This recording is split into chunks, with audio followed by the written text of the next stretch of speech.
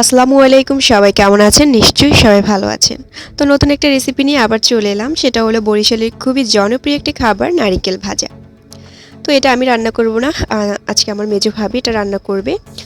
তো আমার এই রেসিপিটা যদি আপনাদের ভালো লাগে, অবশ্যই লাইক দিবেন, কমেন্ট করবেন আর সাবস্ক্রাইব করবেন। আর ভালো না লাগলে দেখতে থাকেন, দেখতে দেখতে ভালো লাগবে। চলুন দেখি কী কী লাগে রেসিপিটা তৈরি করতে।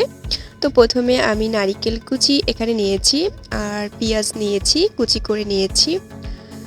আর এখানে আমি নিয়েছি ডালগুলোকে আমি ভালো করে ধুয়ে পানিতে ভিজিয়ে রেখেছিলাম। আর এখানে আমি কাঁচা মরিচ নিয়েছি, এখানে মরিচের গুঁড়ো নিয়েছি, হলুদের গুঁড়ো নিয়েছি, লবণ নিয়েছি, আর নিয়েছি রসুন কুচি, আর তেল নিয়েছি, আর এখানে কলা পাতা নিয়েছি। তো এই কলা পাতায় আমি এই রান্নাটা করব। তো নারিকেলগুলোকে আমার ভাবি খুব সুন্দর করে এটাকে বেটে নিচ্ছে। তো এটা একদম ভালো করে বেটে নিতে হবে, আর কাঁচামরিচগুলোকেও ভালো করে বেটে নিচ্ছে। যখন নারিকেলগুলো আপনারা বাটবেন তখন অবশ্যই ভালো করে মিহি করে বেটে নেবেন।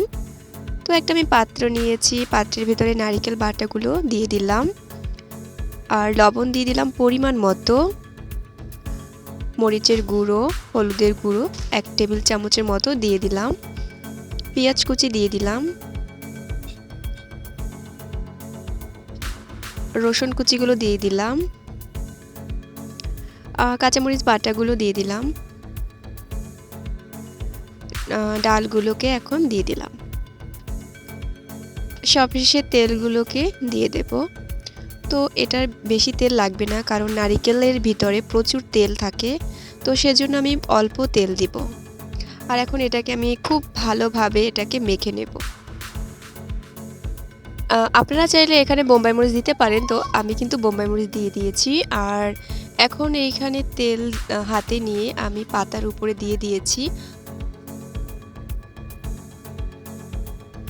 তো নারিকেলের ব্যাটারগুলোকে আমি সুন্দর করে সবগুলো একসাথেই পাতার ভেতরে দিয়ে গোল করে দেব, চেপে চেপে দেব।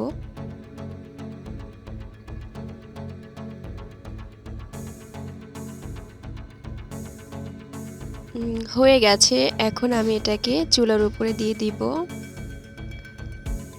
তো এটা বেশি জাল দেওয়া যাবে না, অল্প আঁচে এটাকে আমাদের রান্না করতে হবে।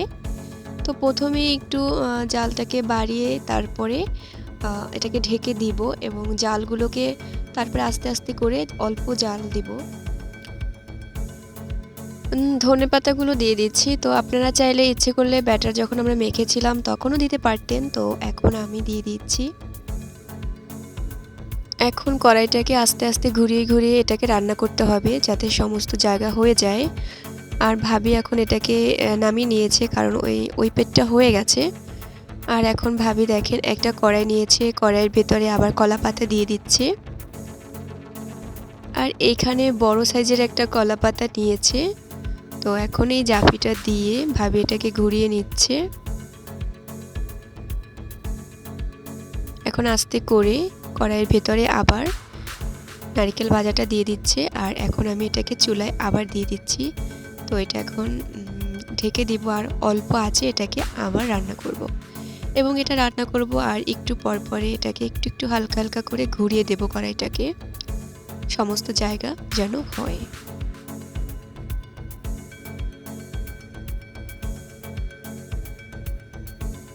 তো রেডি হয়ে গেছে আমার নারিকেলের ভাজা। তো এটা অবশ্যই গরম ভাতের সাথে খাবেন, খুব ভালো লাগে। খেয়ে দেখবেন একদিন, সবাই ট্রাই করবেন, অবশ্যই দেখবেন অনেক ভালো লাগবে। তো আমার এই ভিডিওটা যদি আপনাদের ভালো লাগে অবশ্যই লাইক দিবেন, কমেন্ট করবেন আর সাবস্ক্রাইব করবেন।